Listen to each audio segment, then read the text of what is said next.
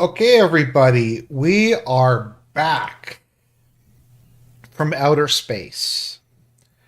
All right, let's see here. Okay, so we finished the embarrassing article, the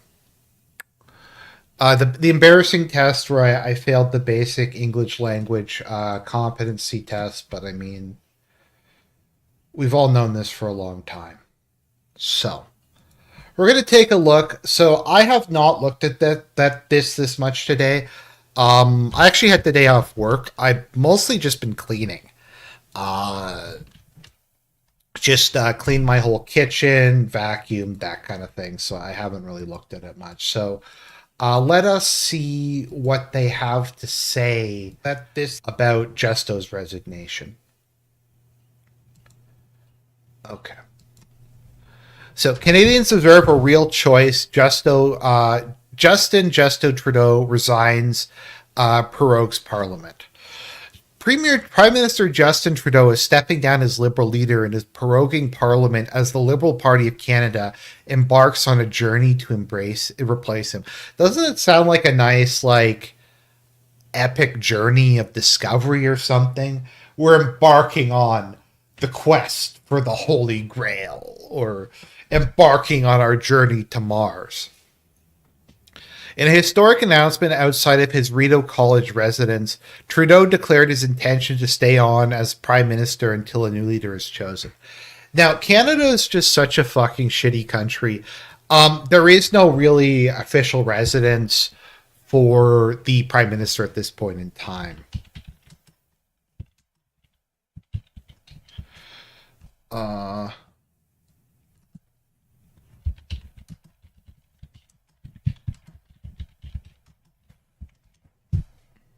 So we have 24 Sussex Drive, which historically was the home of the Prime Minister. It is currently so shitty that it's not fit for human habitation. So, according to a report that was taken on this, as to this, we'll get back to it, but this is kind of, I think, interesting. Prime Minister Justin Trudeau says work is underway to decide the fate of 24 Sussex Drive, the official residence of Canadian Prime Minister since 1951. Okay. Lumber Baron's home. Have lived in nearby Rideau College. Okay, he said talks are going on. Documents from the National Capital Commission say the rodent infestation at 24 Sussex is so severe that the walls, attic, and basement are filled with carcasses and excrement. Uh, National Capital Commission published documents that said the rodent problem is causing air quality concerns. After 60 years of mounting repairs, the commission moved the final group of staff out of the building last year for health and safety reasons. It says the rodent problem cannot be addressed until issues with the building's exterior walls, foundation, roofs, and windows, so basically everything, are fixed. So, yeah. It would cost approximately $37 million to deal with it. So he's currently living in Rideau College. So let's see what Rideau College looks like. But I mean, doesn't that kind of summarize? Like, it's so embarrassing, isn't it? That the official residence of the Prime Minister, is uninhabitable for a human being. And when they're trying to go and fix it, people are complaining about the money. I don't care about the money. You're not a serious adult country if you don't have an official residence for your leader, and your leader lives in a place that is full of rodent carcasses and excrement. What do you think about that, Rain? Yeah, Rain doesn't get it. She's like, why don't they just get some cats? And I'm like, yeah. Let's see here. Where was I? Okay, so Rideau College.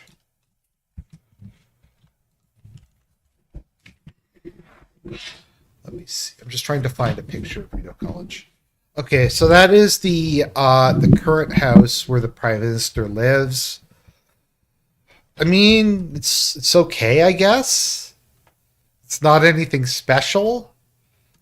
Where I used to live in Ontario, like some people had houses like that. It's not like, I don't know.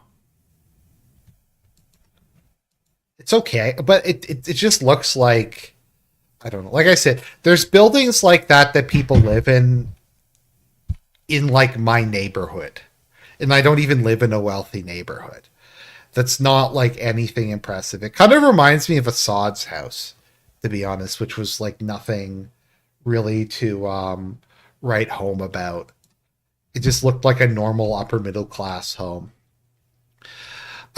In a historic announcement outside his official Rideau College residence, Trudeau declared his intention to stay on as prime minister until a new leader was chosen. Citing the inability... Okay, so let's see here. Prime Minister said he has asked the president of the Liberal Party to begin that work now. A source close to Trudeau, so Troust and Bras, told CTV News that the prime minister came to this decision over the last few days. Last night over dinner, I told my kids about the decision I'm sharing with you today, he said Monday. It kind of reminds me of that scene at the end of Suzerain where you're like talking to your family and deciding if you're going to run for re-election. The country deserves a real choice in the next election. It has become clear to me that if I'm having to fight internal battles, I cannot be the best option in that election. Trudeau also met with Governor General Mary Simon this morning, where he asked for and was granted the prorogation of Parliament until March 21st. This begins an end to the longest session of a minority parliament in Canadian history. Proroguing, I believe, is they just don't call Parliament from an extended amount of time. Let me just double check. I believe it's that they're just not calling. It's the end of the parliamentary session, and then they just don't call them back for a prolonged period of time.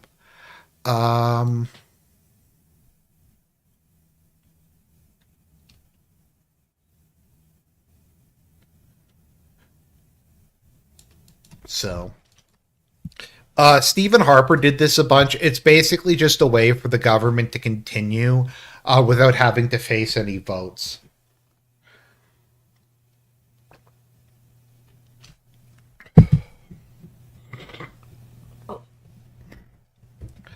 As you know, okay, let's see here.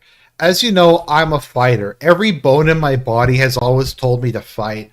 I care deeply about this country. Now, my dad, and it doesn't really matter if I say this because you don't know who he is, had some friends who worked in the financial sector, and he said that like the tech bros in Canada, well, not the tech bros, but the Bay Street bros in Canada were basically trying to come up with a bunch of money to bribe Trudeau into leaving. And they were trying to get him something like $3 million a year in just various boards and stuff like that. Canada is the frosted wheat squares to America's mini wheats, probably. I do love mini wheats, actually. It's one of my favorite cereals, along with Raisin Bran. So, I think those are probably my two favorite ones. Let's see here. He said where he stood for countless pandemic-era press conferences. Okay, so just scrolling down. Speaking briefly about his legacy, Trudeau said looking back, he's proud of his work to fight for the middle class and increasing benefits for families that have helped drop poverty rates. He also cited his work on Indigenous reconciliation. As for his regrets, there are a few, but then again, too few to mention. Referred to his decision to abandon his electoral reform pledge as a central one I do wish that we had been able to change the way we elect our governments in this country. Yeah, he pledged that he was going to change the electoral system, and then he just didn't do it. Um, so let's see here. What were we looking at? Okay, housing prices, Canada. Let me see if I can find that by city. Someone put there's a really good chart somebody put together that compared the changes over time. I'm just trying to find it. Uh,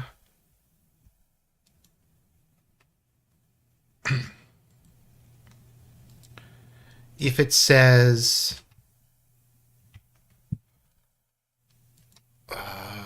okay.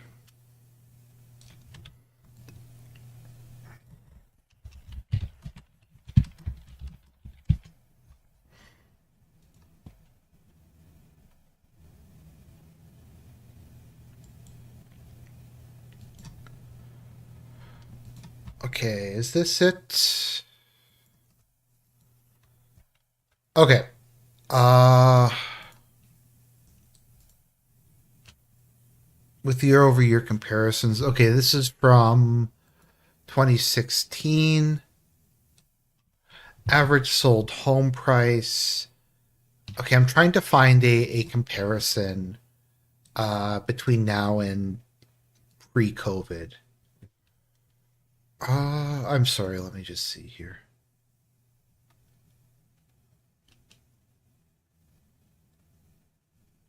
That's home ownership rate, and I'm looking for price increase.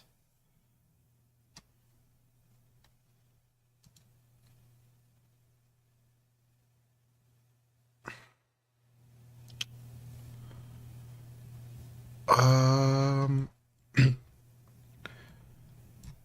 I'm sorry. I'm just trying to see. I had found one a while back when I was doing a video. Okay, housing price. Okay, housing prices Canada by city.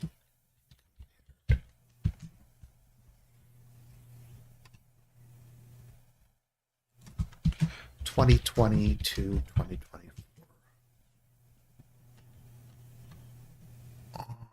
Let's see.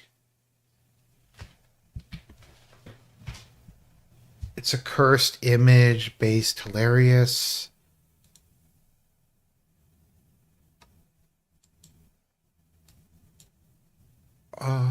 Okay. Here. I don't think it's the overall, but yeah. What's MBM? Home price data. Okay, so over the last, does it say the last 5 years, housing prices in Toronto have increased by 42%. In Calgary, 35%. In Halifax, 82%. St. Moncton, they have doubled in the last 5 years. Uh, Winnipeg, they've gone up 23%. So in like Moncton, that would be, let's see here, 100. Yeah, that would be 20% a year. I mean, actually, it wouldn't because of compound interest. I don't know what the exact number would be, but yeah, it's gone up a lot. Market basket measure. I think market basket measure is cost of living.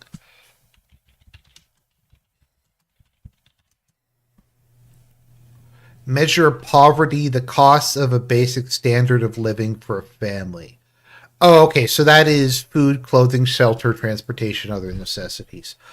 So the cost of living in most of Canada has gone up by about 18% over the last 5 years.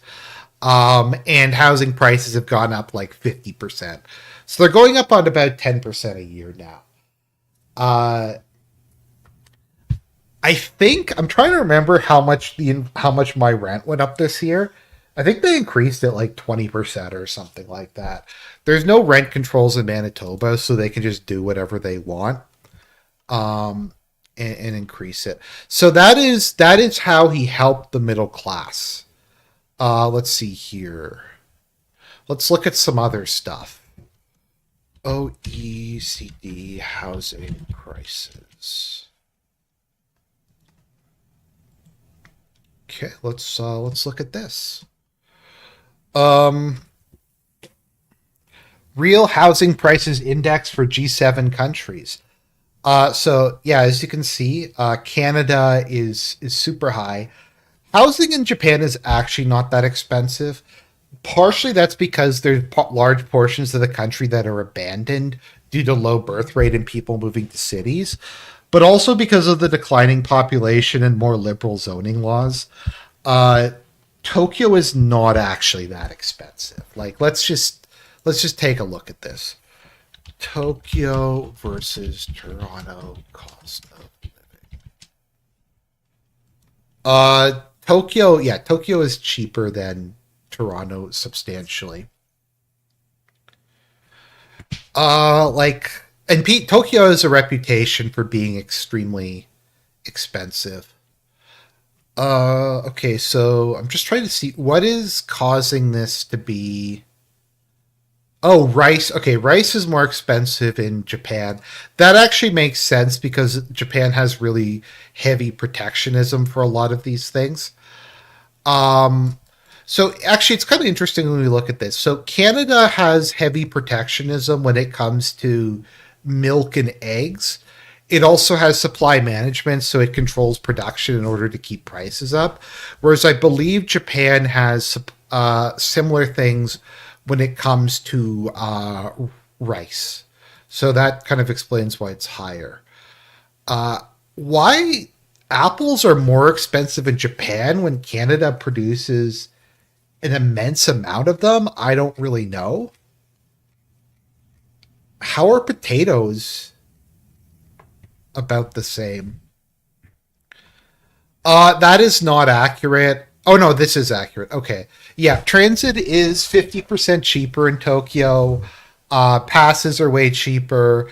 The transit is also probably way better. It's complete and total shit. Electricity is higher in Tokyo. That's interesting.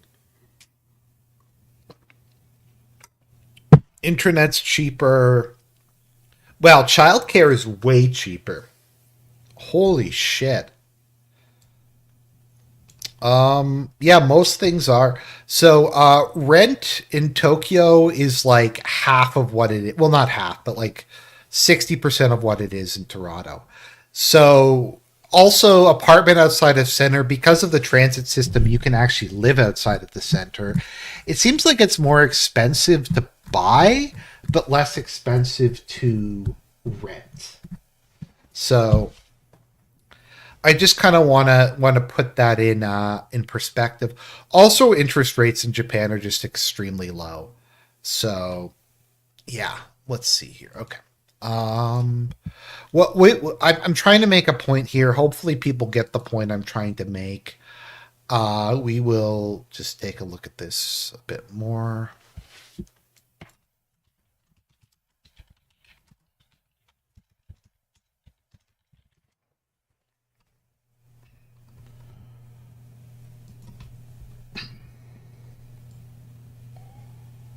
This was from a couple years back. It's gotten much worse since then. But this is the income to housing prices ratio.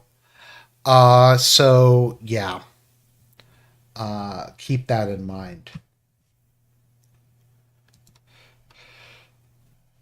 Let's see here. Also, I just think inflation is largely bullshit. I don't think it's accurately it's very accurate. Yeah, so housing prices I think largely doubled under the duration of COVID. I think from like 2020 to present in a lot of parts of Canada it increased by like 70 to 100%. Wages did not go up nearly that much. People in the US don't really get it. Housing is still like somewhat reasonable in parts of the US, I think this is actually a really good thing to compare.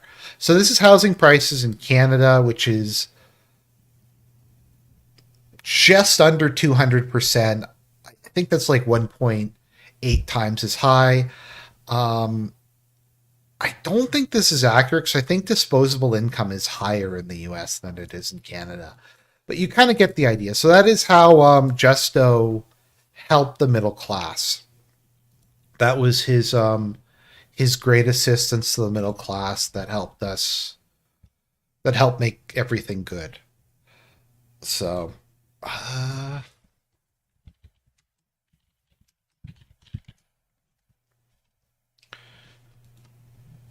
okay, let's see what the basket of goods is like over the last 5 years.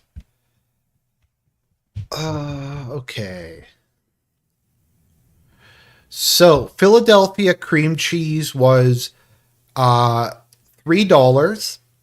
Oh no, it was 250 in 2019, and now it is basically $5. The price of ham has doubled. The price of soft drinks has doubled. The price of chips has gone up about 50%. Sugar has gone up by 50%, it looks like. Let me see if there's some more kind of comparisons. Uh, yeah, generally speaking, food prices in Canada go up by about 6% a year. I think it's more than that, to be honest. I think that they're really lowballing it, how much stuff has increased over the last couple of years. Because I just, basic things are so much more expensive now than they used to be. It's kind of just insane. Yeah, food prices in Canada. Um, so actual price levels. Yeah, so food prices have gone up 200%. It looks like over the last couple of years. Anyways, I'm just trying to give a point that is how Justo helped the middle class. I'm sorry if that was boring, but it is what it is. Justo also said, okay, resignation comes with parliamentary pause. Trudeau requesting prorogation to give his party time to run an expedited leadership race without facing the prospect of failing on a confidence vote will also bring an end to the procedural filibuster. Okay, so the Conservatives have been trying to call an election. So he's basically doing this to try to delay the election. So I think it's 365. No, not 365. So the reason that they're doing this, 338, it's 338, is if we look at the current projections, um, the Liberals may be in fourth place. They're doing so poorly. Let's see here.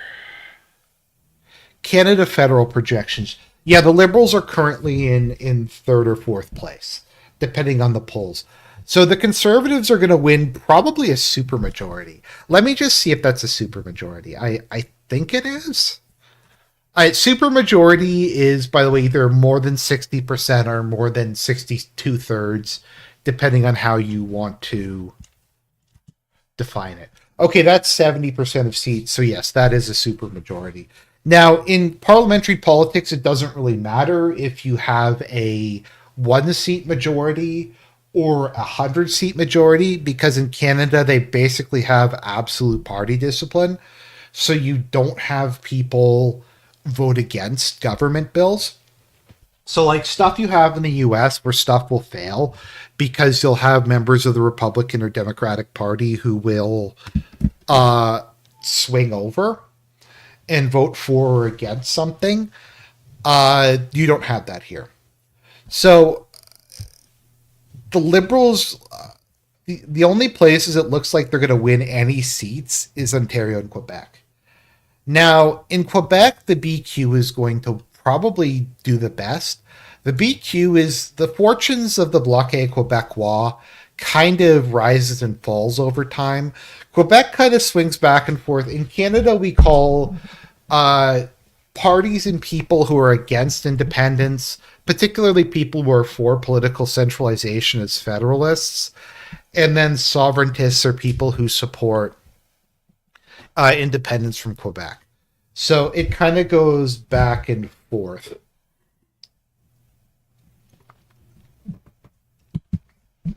But yeah, at the moment, the Conservatives are sitting at a 99.9% chance of winning the next election. There's really no realistic case of them not winning. They may even get 50% of the vote. I'm not sure if that's possible, but they are almost within the point of getting 50% of a vote in a like 3.5 party system, or however you want to define Canada. So unfortunately, this will not translate into Bernier. Bernier will probably just do absolutely horrendously. His party will not win any seats. They probably won't even go close to winning any seats. Let's look at a couple other provinces. I think Dougie will just win re-election. Yeah, Dougie is just going to cruise to re-election in Ontario. I kind of hate Dougie. Like, he's awful. In Quebec, it's looking like the sovereigntists are going to win. So that'll be interesting to see what happened. The Parti Québécois, the independent faction, will probably win the next election. You had a kind of a non-sectarian government there for a prolonged period of time. Okay, let me see if I can find Justo's resignations. Okay, I'm going to torture you guys because I can. We're going to watch some Jagmeet Singh.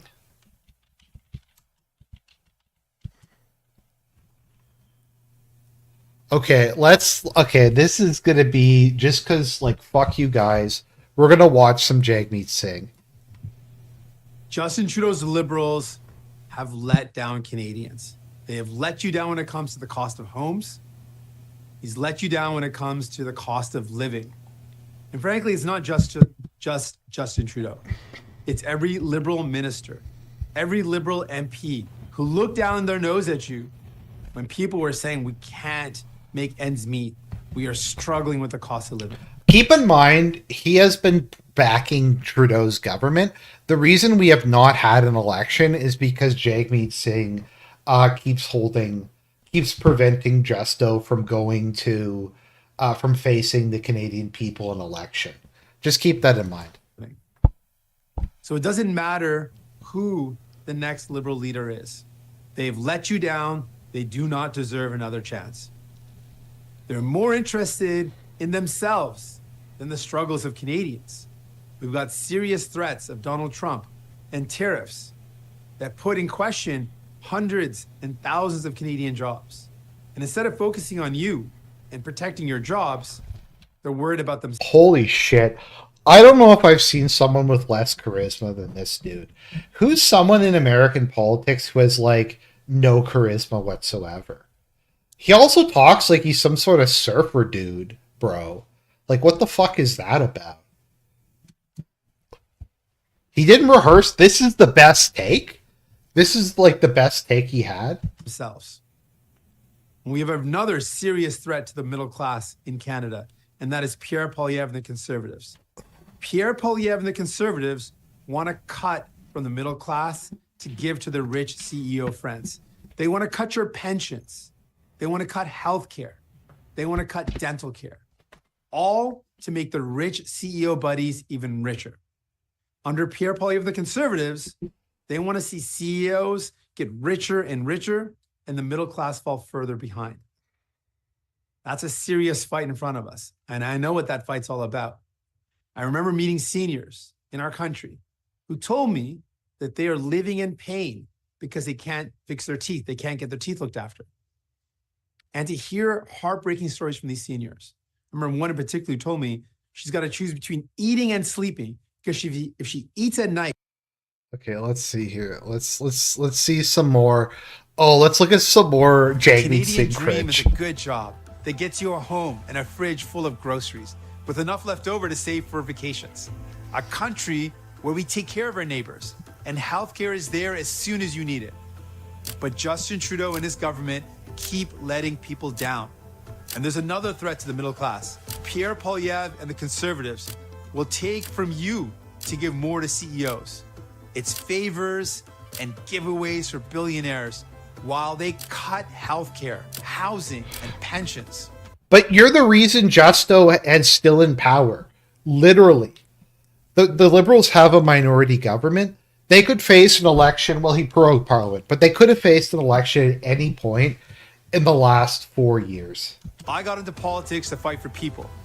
It's why I fought for dental care, even when Justin Trudeau said no. It's why I won't let Pierre Poilievre cut your healthcare or let Donald Trump take your job. I don't back down. I don't give up. I'm always ready to fight. Stand with me this time. No matter who you voted for in the past, together we can fix healthcare, build homes you can afford, and lower your bills with a government that works for you for a change. Okay, on a scale of 1 to 10, how charismatic would you say Jagmeet Singh is? How charismatic would you say that he is on a scale of 1 to 10? Let's see here.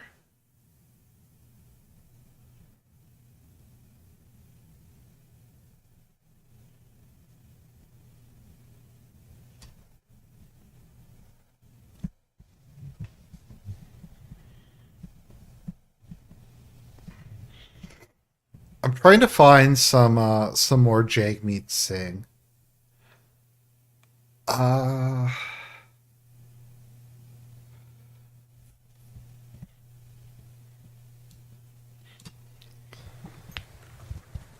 What we've just learned today in the House is something that shocks the safety and security that so many Canadians rely on. It is outrageous, it is shocking, and it is going to have deep and devastating impacts to Canadians. I want to also begin by acknowledging the family of Hardeep Singh Nijjar, the family who's now learning that the loss of their loved one was potentially directly. This is when the illegal immigrant terrorist got killed in, I don't know if it was a drug deal gone wrong. The claim was that Modi sent like Indian super assassins, like Rajput warriors from Kashmir to assassinate this dude. Related to Indian government involvement. I spoke with Hardeep Singh Nijjar's son, and I could hear the pain of that loss in his voice. And I can only imagine how much more painful it is going to be knowing this potential connection. On a personal reflection, I want to share with you what this means to the Sikh community. So, yeah, that's some Jagmeet Singh. It's just, oh, he's so bad.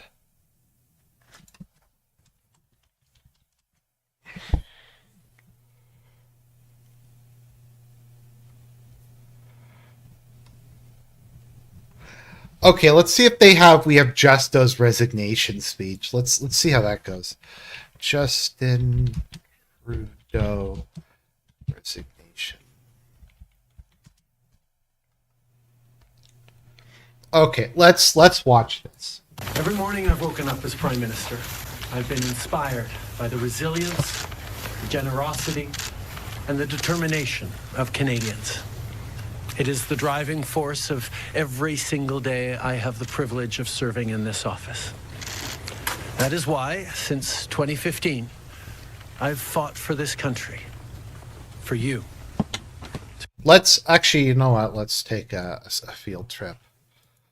Palestinians shut down Pride parade. Let me see if I can find this. Pro-Palestinian protesters who cut short Toronto's Pride Parade reiterated demands to organizers about why they blocked the route and prematurely stopped the celebrations. Here's CTV's Beth McDonnell. Canada's largest Pride parades about an hour early. There is no pride in genocide. Gary Kinsman is a founding member of Toronto's Gay and Lesbian Committee in 1981 and recently resigned from Pride Toronto. He says the decision to protest was after a meeting was requested with Pride Toronto to discuss demands from Queers for Palestine, which included the organization divesting from corporations it says have ties with Israel. We had 19 members of Pride Toronto, 10 ex-members, hundreds of people from the community ask Pride Toronto to have this special general meeting. They refused. The protest was organized by a newly formed group called the Coalition Against Pinkwashing. They say they're disappointed the parade was cut short, but they were forced to interfere to highlight and educate people about the number of Palestinians dying in the nearly 9-month-long running conflict. It is utterly shameful that Pride Toronto has turned into a spectacle that glamorizes the very corporations and governments that are oppressing and discriminating against us. Estella Nash is a lesbian who took part in the parade. It was really horrifying. It is disappointing. On another hand, Okay. Rating. Let me see if I can find that. The people in Toronto. Okay, here we go. Oh no, that's not it. Because there was like celebrations in Toronto when Iran fired the attack on Israel.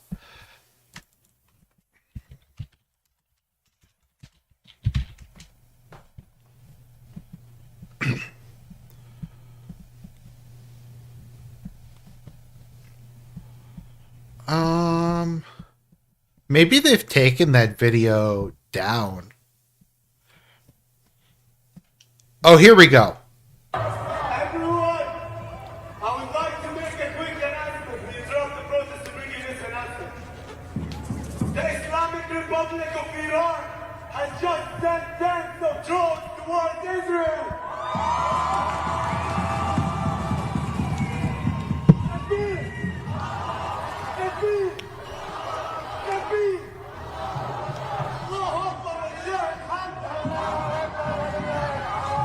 This comes as a direct response to the bombing of Israel to Syria, Iraq, Palestine, Lebanon. Israel has bombed multiple countries. Everyone.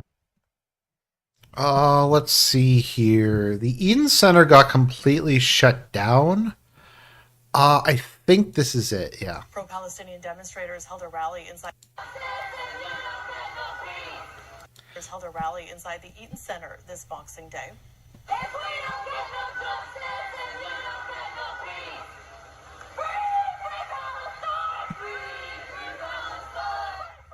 Demonstrators unfurled a large banner with a drawing of Israeli Prime Minister Benjamin Netanyahu, which included the words, quote, "Arrest this criminal." In November, the International Criminal Court issued an arrest warrant for the Israeli leader in connection with alleged crimes against humanity and war crimes in the ongoing war between Israel and Hamas in Gaza.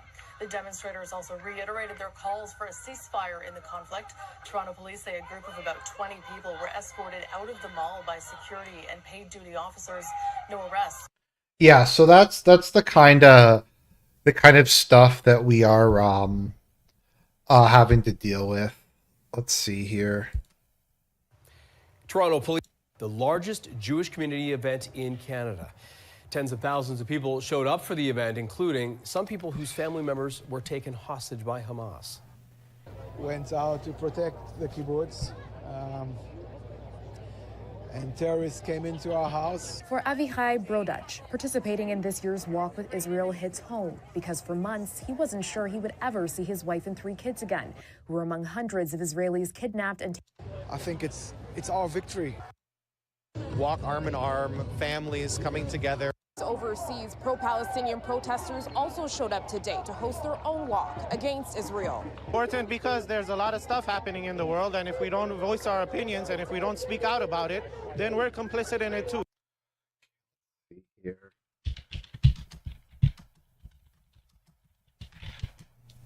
Has someone done a... okay, yeah, here we go. We're going to look at a couple. I'm sorry if we're completely off topic. I just wanted to give you guys some idea about why I don't cover shit in Canada. Advocates are calling it a monumental move. Starting this year, every June, pride flags will be raised in front of all schools in the Toronto Catholic District School Board. Staff and students in the LGBTQ+ community here in Toronto are celebrating. Meanwhile, those nearby in Halton are not. My school is making the effort to just... Trustees still resisted it last night, along with one new one. Yeah, so they they permitted that, or did they change their mind about that? It was a packed crowd with security. Oh no, that's in York. Okay. Let's see here. Trinity Episcopal Church. Vandals burn pride flag. Yeah. Churches often wear their hearts on their sleeves, a cross, selected Bible verses, and signs that can say a lot about them. Well, that's true for a downtown Sioux Falls church. You may have noticed a big multicolored banner hanging at First Congregational Church. Teleland's Brady Mallory has the story behind it and why church members hope it'll help continue to move them forward. This giant flag is, well, hard to miss. I knew it was going to be 10 feet by 15 feet. And putting it up outside of First Congregational Church makes a big statement. Well, I was part of the committee that helped make that decision. Okay, let me see if I can find, I think the big Anglican cathedral, I'm trying to remember if it's St. Paul's, if the main Anglican cathedral is it in, Ontario? We have the trans flag. Today we are unveiling the trans flag-colored theme crossings in the Church in Wellesley Village, Canada's largest lesbian and gay neighborhood. And it's actually been a long time coming. The community is very supportive of this project. We want to raise the visibility of the trans community and support them anyway. Trans Pride Crosswalk. On the count of three? Yeah, 1, 2, 3. Trans Pride Crosswalks! What often will happen with these, if these sidewalks, is they will arrest people who drive over them if they do any kind of damage to them. So they will arrest them for that. This has happened. This has happened before.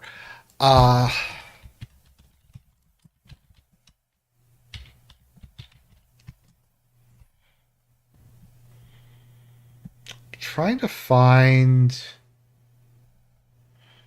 where is it?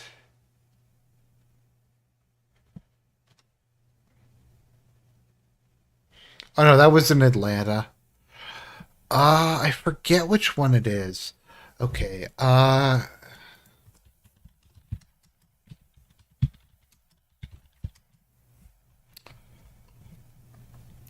St. James. Okay. There we go. It's St. James. It's the main Anglican cathedral. I don't know why I thought it was St. Paul.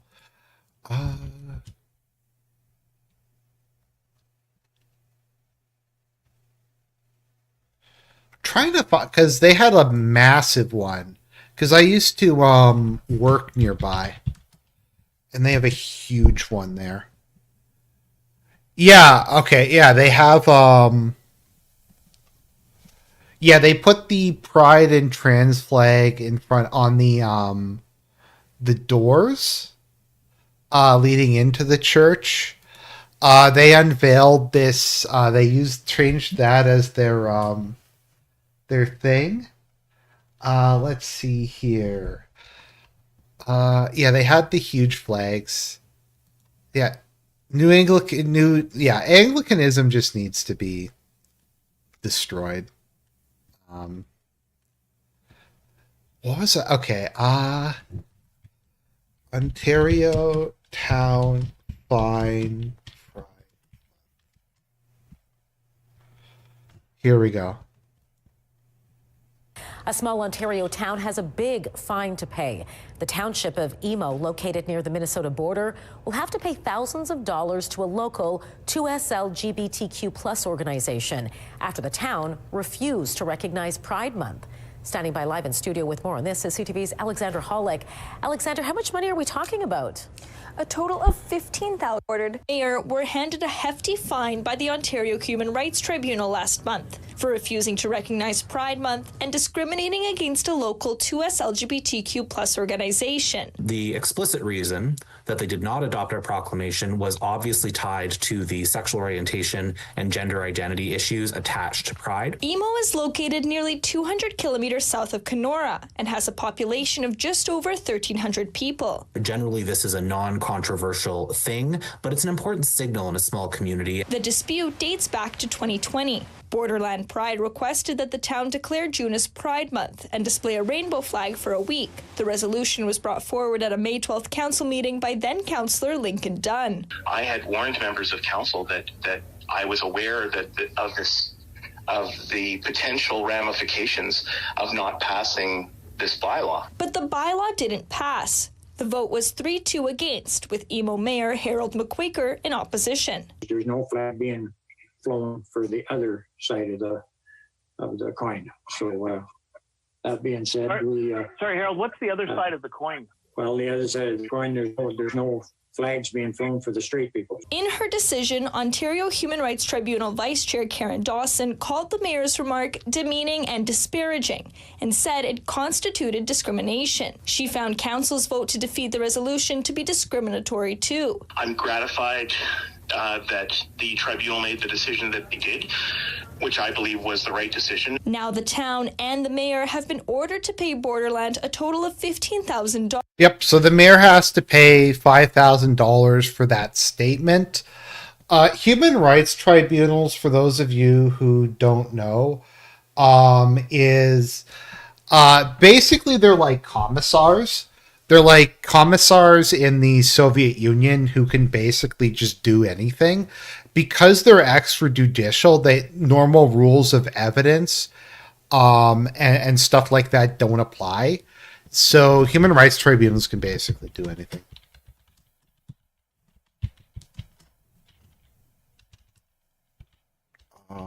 Worst.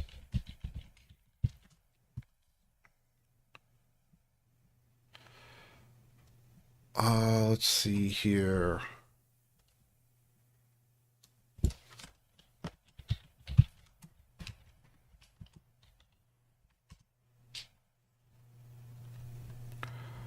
I'm just trying to find it because they basically are allowed to do anything. They have no. I don't think there's any forced book. Yeah, like they'll force people to read books. They'll force people to attend religious services. They'll do all kinds of stuff like that. Let's see here. Human Rights Tribunal.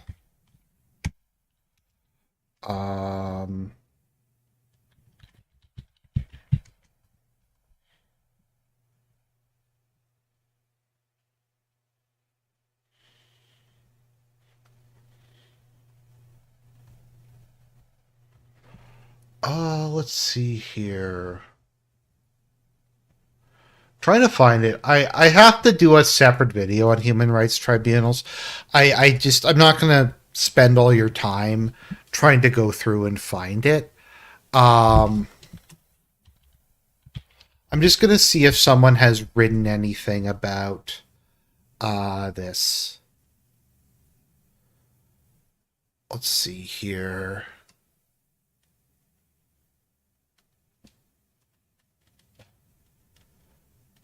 Yeah, but they can basically just do whatever they want. So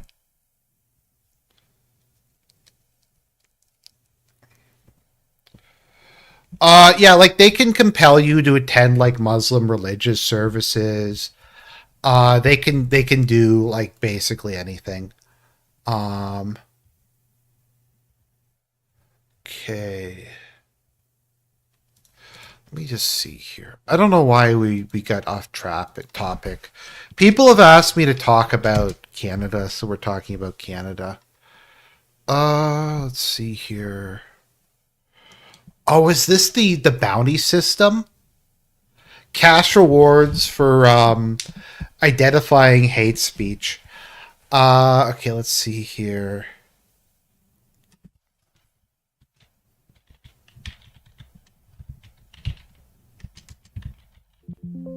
Or it doesn't say that there. Taking action. Let's see here.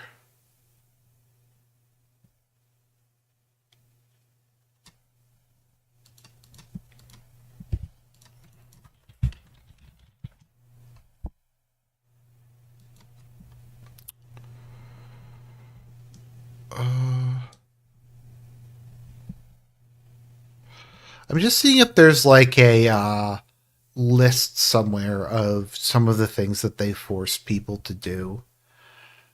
Um, Defense, human rights complaints, but like normal rules of evidence don't apply. And I think it's free to sue people in them, so you can just report as many people as you want, and it's a way of stuff like that. So let's see here.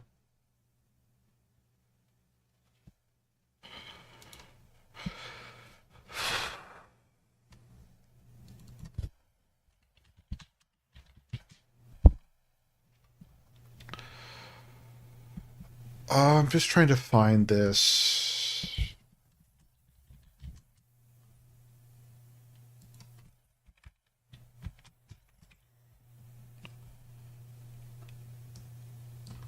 Let's see.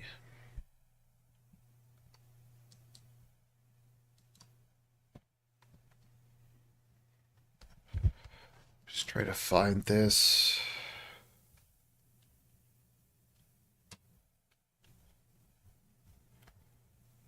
Human rights remedies.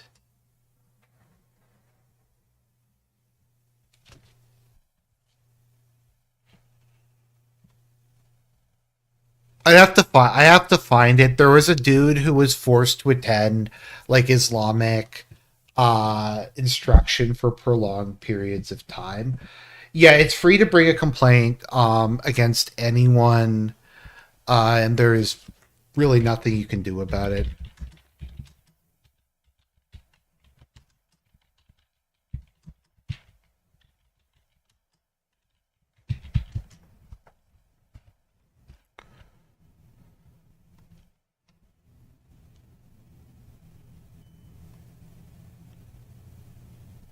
What is this? Systematic faithism? What the fuck is that?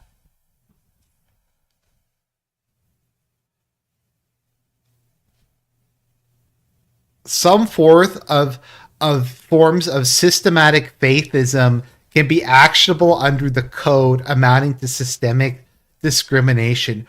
Residual Christianity. Scholars studying the contemporary Canadian religious have used the term religious residual Christianity to highlight the specific various legacies of Christian Canada. Let's see here. Systematic faithism that can respond for that. Among the most obvious examples are Christmas and Easter. Let's see here. So, has anyone here ever heard the term faithism? I've never heard that before. So yeah.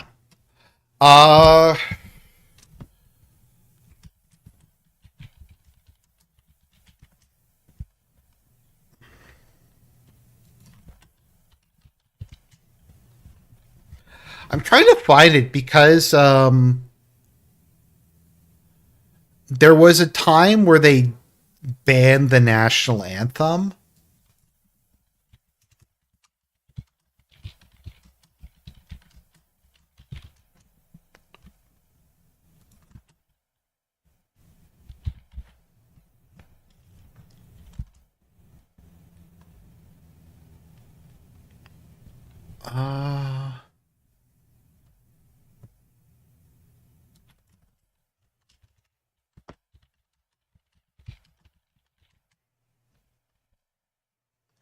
Here we go.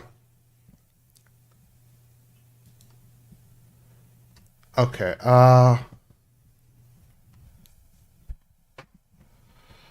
Okay. So yeah, the Richmond Hill Council this week rejected a bid to start its meetings with Canada's anthem because fears that doing so could be unconstitutional because of the lyric "God keep our land glorious and free." I think they actually were sued over it. Let's see here.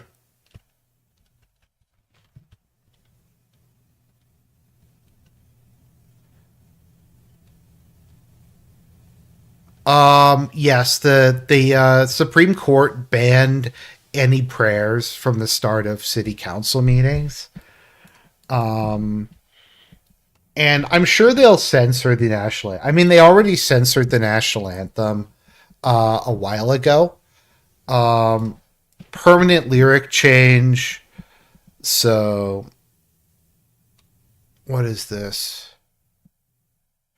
They want to change "our home and native land" to "our home on native land."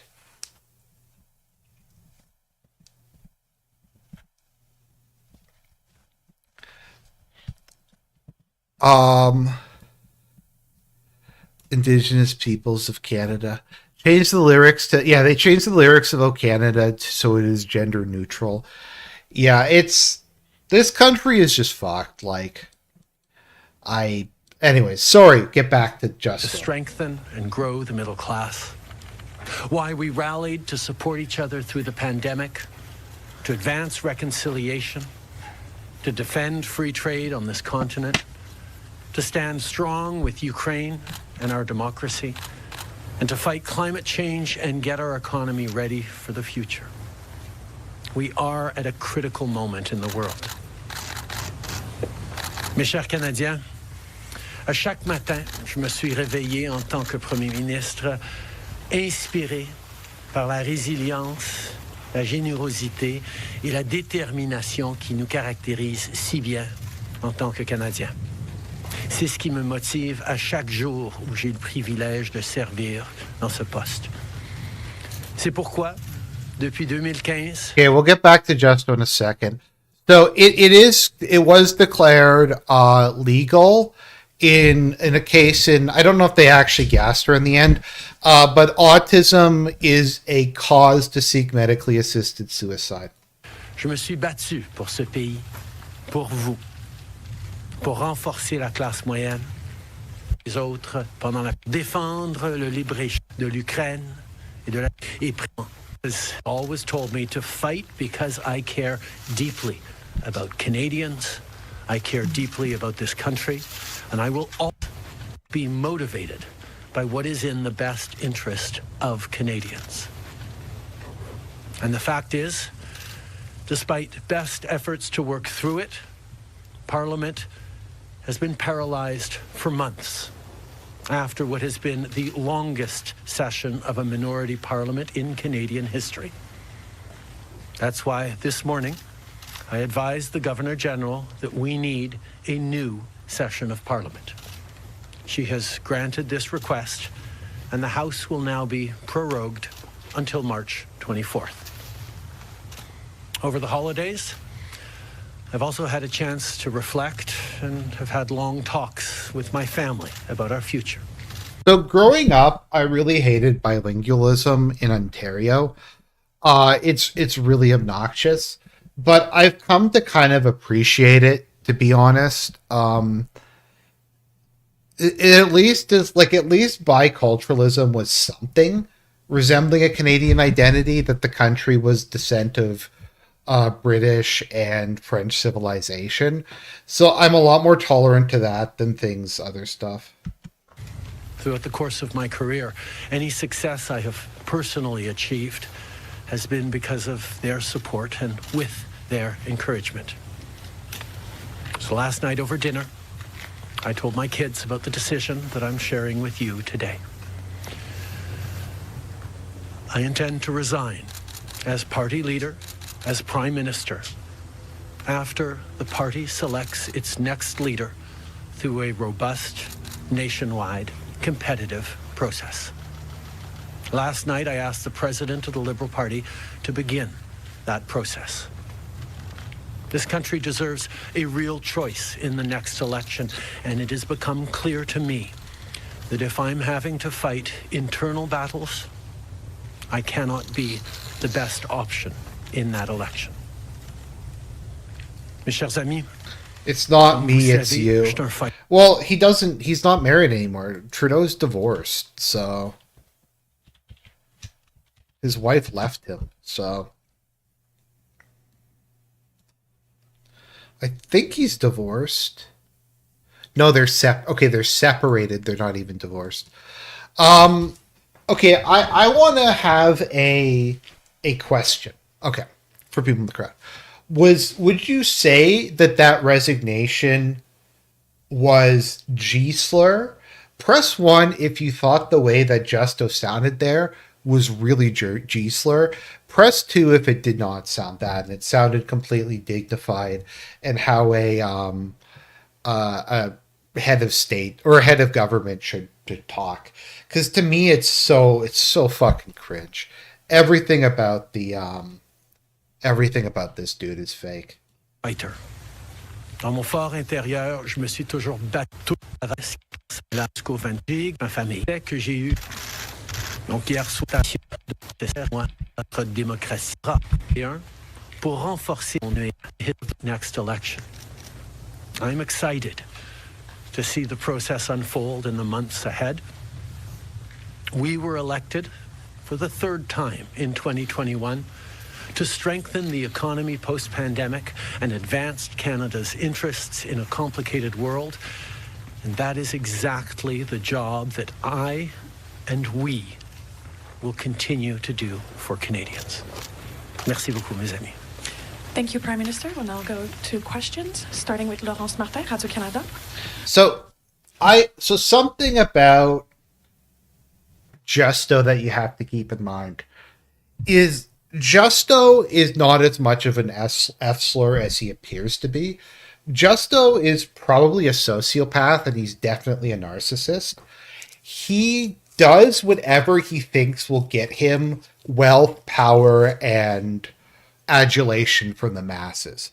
I don't think Justo believes any of the stuff that he claims to believe in. I don't think he's actually a feminist. I don't think he believes in social justice. I don't think he believes in any of this stuff. It was just convenient for him to say that as a way to get clout and as a way to get people to like him and to vote for him.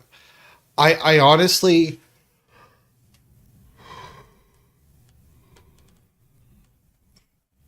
think if he lived in the Soviet Union, he would have been a commissar. If he had have lived in Nazi Germany, he would have been an SS officer. If he lived in Syria, he would have been like an enforcer for the Ba'ath Party. Justo has no principles, and he doesn't believe in anything. In a lot of ways, he's kind of a dark Chad. Because, Justo looks like a Chad, in my humble opinion. He's a tall guy. He's a decent look. He's a good-looking guy. But I bet you he probably has all kinds of mistresses on the side. I'm sure he's been sort of Me Too'd a couple times. I think a lot of it is just an act, to be honest. I don't think he actually believes. I don't know if that makes it better or worse. Bonjour, Monsieur Trudeau. Vous vouliez le faire, ce... Pourquoi est-ce... Comme vous savez, un combat. Je fais ça. As you all know, I am a fighter, and I am not someone who backs away from a fight, particularly when a fight is as important as this one is. But I have always been driven by my love for Canada, by my desire to serve Canadians, and by what is in the best interest of Canadians. And Canadians deserve a real choice in the next election. and it has become obvious to me with the internal battles that I cannot be the one to carry the Liberal standard into the next election. Vous êtes au pouvoir depuis près de 10 ans. Le Canada a changé avec votre gouvernement. S'il y a une réalisation que vous pourriez nommer, dont vous êtes le plus fier, je sais qu'il y en a plusieurs, mais s'il y en a une, et peut-être un regret aussi. En 2015, on a été pour que les gens puissent mettre un produit, just a few, and that has changed. That has dropped poverty rates in Canada, that has brought more people into the workforce, that has moved us forward on reconciliation in a way that has deeply improved the opportunities and success of Canadians despite the incredibly difficult times the world is going through right now. Fuck, he sounds like he's gonna cry. What a bitch. I mean, once again, this is just, I think, him trying to get empathy and him just trying to play the victim. Like, Base Caulfield, I actually had more respect for him when I found that out. From what I've heard regarding people who have dealt with him in person or in cabinet, he is just kind of really, I don't know if brutal's the right term, but he is just extremely aggressive and abrasive in person. There's lots more work to be done, and I know that this party and this country and Canadians will keep doing it. If I have one regret, particularly as we approach this election, well, there are probably many regrets that I will think of, but I do wish that we'd been able to change the way we elect our governments in this country so that people could simply choose a second choice or a third choice on the same ballot, so that parties would spend more time trying to be people's second or third choices. And doesn't he sound like he's about to cry? People would have been looking for things they have in common instead of trying to polarize and divide Canadians against each other. I think in this time, figuring out how to pull together and find common ground. Okay, we'll get back to this in a second. I want to show you guys the single worst press conference I've ever seen. This is the worst press conference, if it's still even up.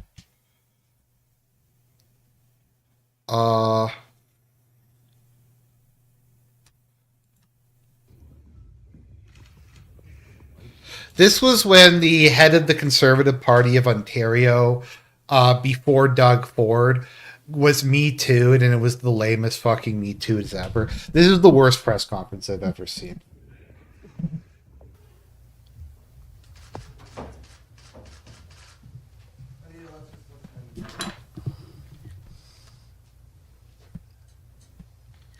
Ladies and gentlemen, a couple hours ago, I learned about troubling allegations about my conduct and character, and I'm here tonight to address them.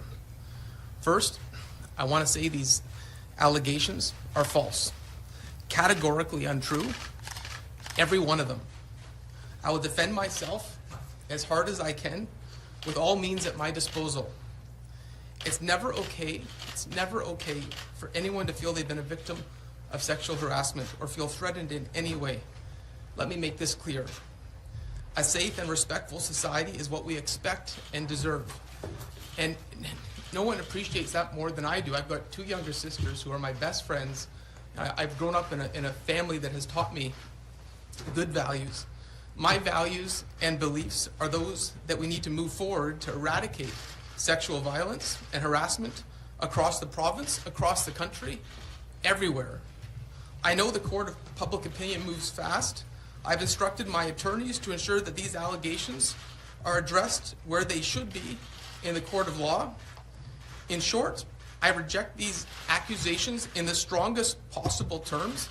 It's not my values, it's not how I raised, it's not who I am. Okay, I just wanted, that is the single worst press conference I've ever seen. I mean, you might disagree, but it's just, I don't know.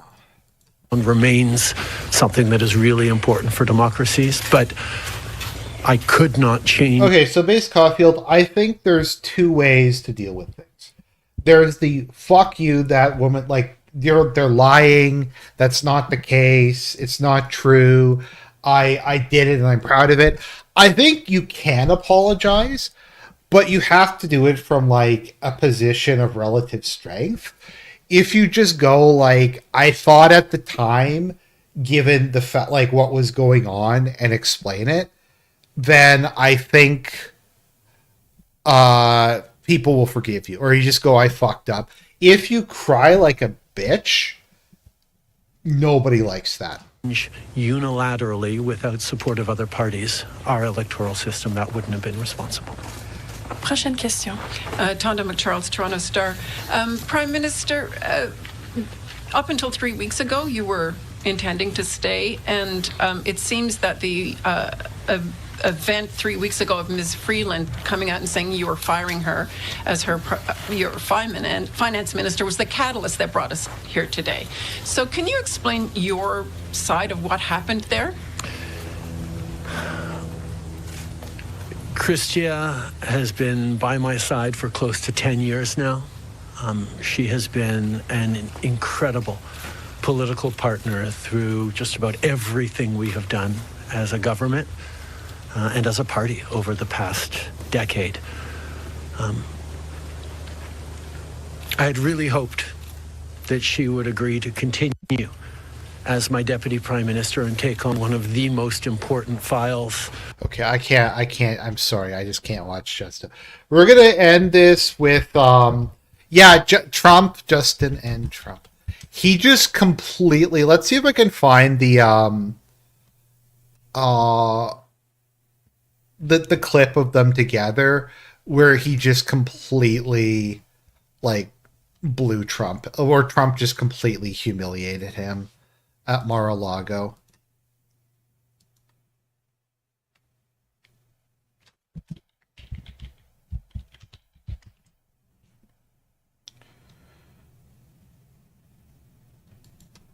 Hell is freezing over because But also keep in mind what President Independent has been pushing this information so far. Take a look at his nominees.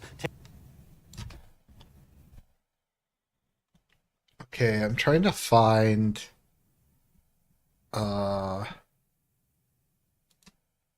At 12 minutes after the hour, another big story is the... is there no pictures? The pictures are pretty funny. We're gonna play out Justo with a couple of clips that I think summarize his time in office.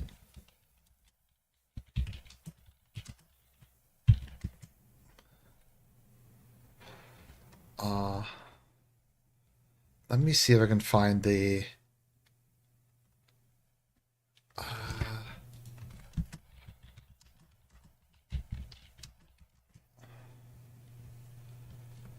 Oh, they not have... Maybe that was taken down. Because there was a time when he referred to himself in third person. Okay, I guess that got, like, scrubbed from YouTube. Okay, so I think we're going to play us out. We're going to play the single worst thing Justo ever said.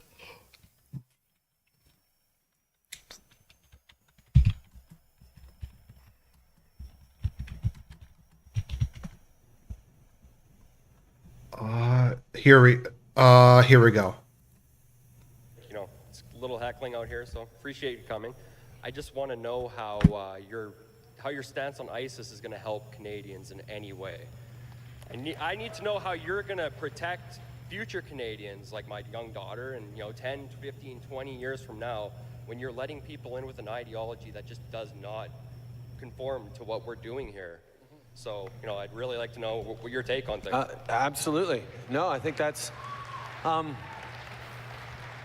gives me an opportunity to talk about first of all, the fact that one of the reasons Canada is successful as a country is because we have been open to people fleeing persecution, fleeing war zones, looking for a better life for themselves and their kids. That's been the story of this country from the time the first European settlers came to be received by Indigenous people. People were fleeing conflict, poverty, difficult situations, and came to Canada to build a better life for themselves. And successive waves of people have in every different time, and every different wave. And when we welcomed in So the guy was asking, how are you going to prevent known ISIS members from migrating to Canada?